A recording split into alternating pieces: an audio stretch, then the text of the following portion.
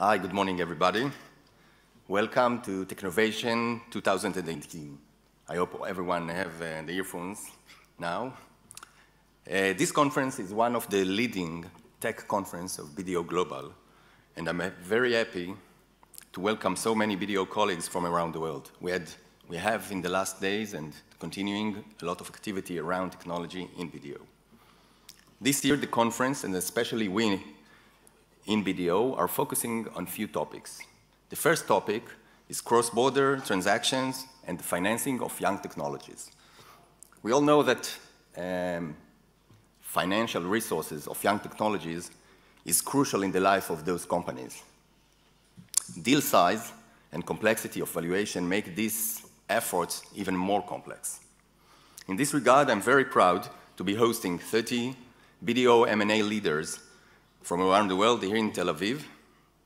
2017 was a record year for BDO Global Corporate Finance with 1,200 deals that ranked BDO Corporate Finance 4 globally.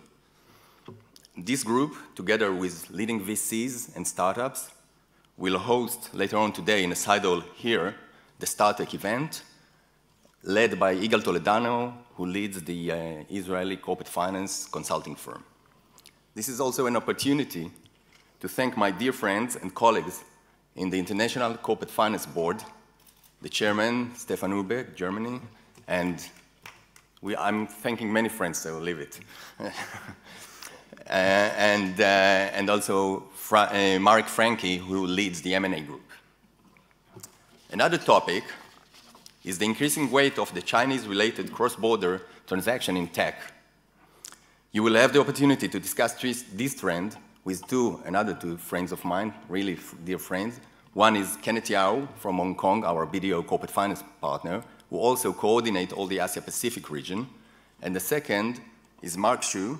Mark is a leading partner in H&Q Asia-Pacific. H&Q Asia-Pacific in Shanghai, one of the pioneers and leading funds in cross-border transaction between China region and the rest of the world. I had the pleasure to work with Mark and Dylan and our business development arm focusing in China during the last 10 years. And I'm moving to another aspect of finance. The other aspect is regarding the young technologies and the financing with innovation hubs phenomenon. And we'll discuss the efficiency of this model, and our partner here, Yaniv Cohen, leading the tech cluster, will share with you his vast experience. I'm moving from finance to another issue we will deal, technologies and industries. We at BDO are part, of course, of the technology transformation that today's industries are going through. Few topics. BDO R&D centers. Aaron, I told you before, I will mention it. If you remember last year here, I expressed a wish that BDO will join 400 other global corporates and open an innovation center here in Israel, and I believe we are getting closer, still work to be done. In the same line of thinking, and if nothing will go wrong, within the next few weeks, BDO Israel will announce the first closing of BDO Innovation Fund, and these two initiatives should create a synergy that not only will give value to our clients, but also support the change of BDO as a digital-oriented global firm. I would especially like at this point to thank Trond Morten Lindberg, the CEO of BDO EMEA, that is supporting this initiative and came specially for this conference when we are working on this opportunity. Thank you, Trond Morten. No doubt, still in technology, no doubt blockchain is a disruptive technology that changes all the financial industry, including our own. From BDO Global Blockchain Group, I welcome Roman Andermatt, who will be speaking about it later on. I will not mention his former profession, although I told him that we are not sensitive to nuclear joke. Still in tech, another crucial consideration for companies is, of course, cybersecurity.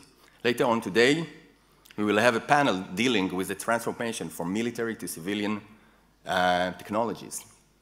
These exactly technologies and capabilities and sources of qualified human resources are at the heart of discussion between the BDO Global Cybersecurity Center here in Tel Aviv, led by Ophir, and our colleagues from BDO Germany, Luz Berninger and Andreas Temik.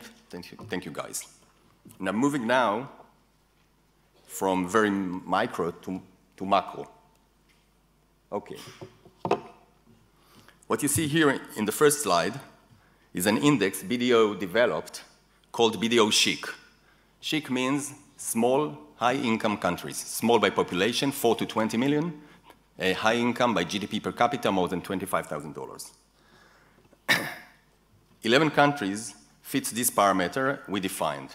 If you can't see the small dots, I will tell you that 4 of them are the Nordics, 4 are the land countries, Switzerland, Netherlands, New Zealand, and Ireland, and the other 3 are Austria, Belgium, and Israel.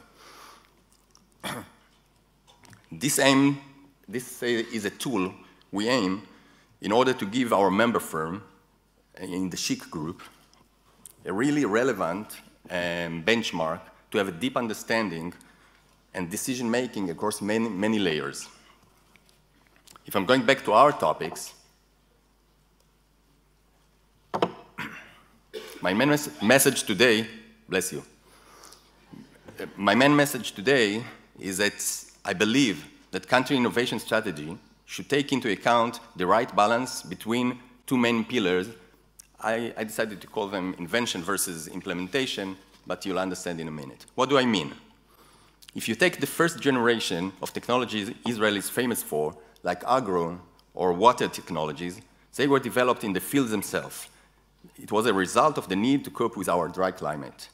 From this innovation, a whole world of industries such as drop irrigation and desalination transformed into a world leading companies.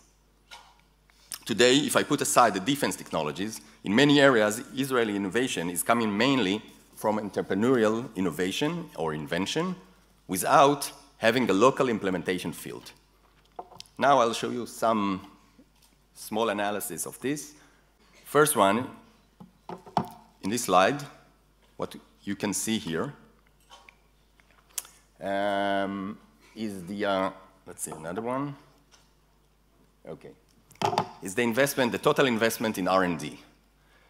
The comparison we chose the Chic, just to tell the, let's say, the marker, for instance, sometimes to compare giant countries like the States in transportation or in other areas, it's not relevant. We thought this group is the most relevant, not to everything, but the most of the things, okay? So here you can see Israel is ranked high, very high, 4% of the GDP is invested in R&D. Also, if we move to this slide, this is the private sector investment, the VC. You can see that Israel also is ranked high in the, it's 0.4 of the GDP of the private sector investing in young technology, late stage technology, etc. So what is the dilemma? On the other end, you can see countries that the market leaders, that they are market leaders in the implementation of technology. And by that, they are creating a live environment for local tech sector to develop. And I'll show you one. Okay. In this slide, you can see the example. Norway is encouraging the use of electric cars and is the market leader by far in market penetration, 40% of the new cars. This is creating a supportive environment for technologies to be deployed and developed around the booming electric car called the EV. And just yesterday, Trond and myself discussed the influence on behavior of the population of such movement and the creation of environment. Another example I want to show here is Sweden. If you know practically, Sweden is a cashless country. Implementing a lot of cashless payment system with naturally creating a great platform for encouraging electronic payment, and this is for Bank Leumi systems, and of course this is a great, so what is the dilemma? Of course we wish to invest in both invention and implementation, but budget is limited as priorities. But strategy is not only a matter of budget priorities, but also a matter of state of mind, regulated decision maker, the role of the private sector versus the public sector, and the efficiency of bureaucracy. We know that how many difficulties we are facing when coming to implement for us. For example, the autonomous car and others. So I hope Aaron, and later on also Chemi Perez, will elaborate on this matter. So finally, with so much content and people from around the world, I wish you a great day. Thank you so much.